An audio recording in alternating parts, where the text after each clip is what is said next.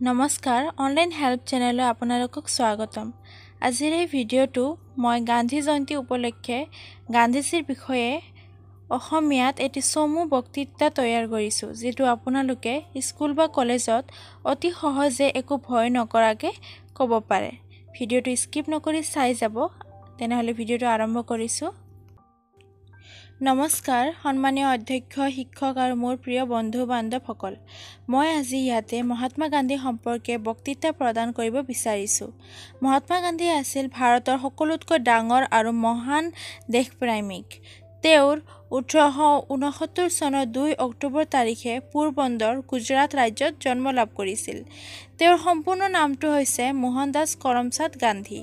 তেওঁ জাতিৰ পিতা আৰু মানুহে তেওঁক মৰমত বাপু বুলি সম্বোধন কৰে। গান্ধীজীৰ পত্নীৰ নাম আছিল কস্তুৰবা গান্ধী আৰু তেওঁৰ 4জন পুত্ৰ আছিল। গান্ধীজীয়ে লণ্ডন বিশ্ববিদ্যালয়ৰ পৰা ওকালতিত অধ্যয়ন কৰিছিল। তেওঁ বেৰিষ্টাৰ হোৱাৰ পিছত ভাৰতত উভতি আহিছিল আৰু স্বাধীনতা সংগ্ৰামত অংশ লৈছিল। সেই কাৰণে তেওঁ কেইবাবাৰো কাৰাগাৰত যাব লগা হৈছিল। তেওঁৰ নিৰ্দেশনাতে আমি 15 আগষ্ট 1947 চনত স্বাধীনতা লাভ কৰিছো। সত্য আৰু অহিংসা তেওঁৰ জীৱনৰ পথ নিৰ্দেশক নীতি আছিল। 30 জানুৱাৰী 1948 চনত নাথুৰাম গডছে মহাত্মা গান্ধীক হত্যা কৰিছিল।